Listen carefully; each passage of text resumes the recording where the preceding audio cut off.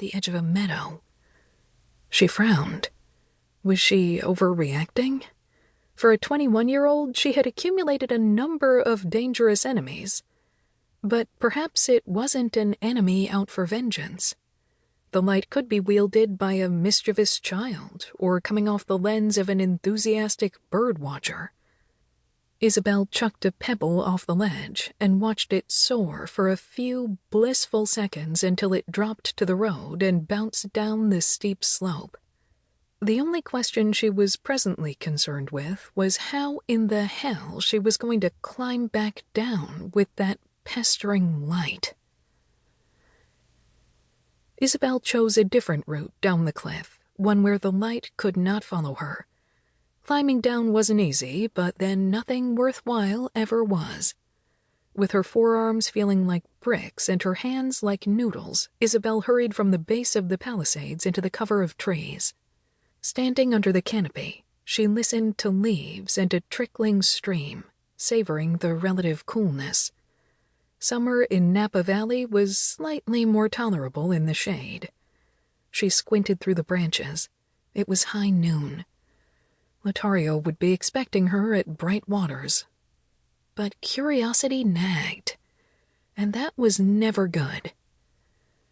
Confident that her twin could stand in for her in whatever place she was supposed to be, Isobel struck off towards the meadow. If someone had purposefully been trying to make her fall, they'd likely be long gone, but tracks would remain. And if it hadn't been someone, then it was something. A something that was pulling her farther away from Bright Waters Asylum. The trees sighed from a welcoming breeze, and she crouched to dunk her head in the stream.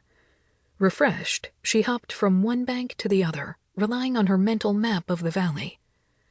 Could it have been Riot playing games with her? No, she thought. He wouldn't distract her on a cliff.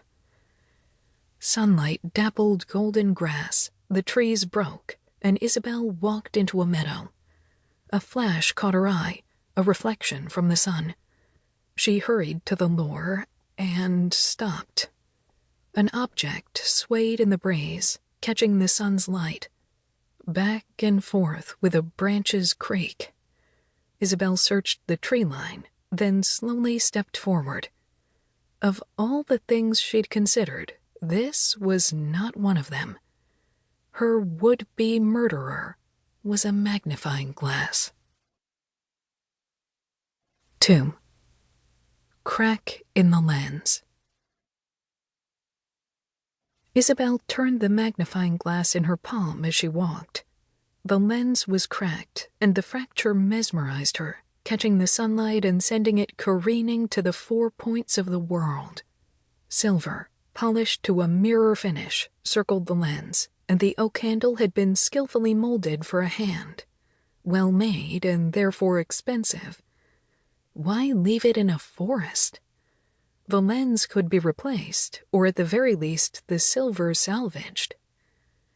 Music drifted in the lazy afternoon and broke her musing. Isobel found herself on the edge of Bright Waters Asylum. She looked out onto a stretch of green surrounded by shade trees. Private cottages for its more affluent patients dotted the land around a main building. With its adobe walls and the large courtyard that smelled of flowers, the facility reminded Isobel of a mission. A group of patients played croquet as a phonograph scratched out "O Sole Mio." A lone woman lounged under an oak reading a book.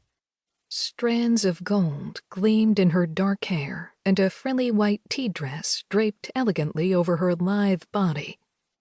A rush of relief traveled to Isobel's toes. Lothario was still playing his role, that of herself. Belatedly, Isobel remembered her own role. She quickly slipped her arm into a makeshift sling and adopted Lothario's careless gait.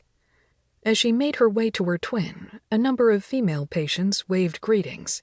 She flashed one of Lothario's charming smiles in return. One of the women blushed. Isobel could never account for her twin's way with women. Lothario kept his nose buried in a book as she neared. "Have you moved at all?" Isobel asked.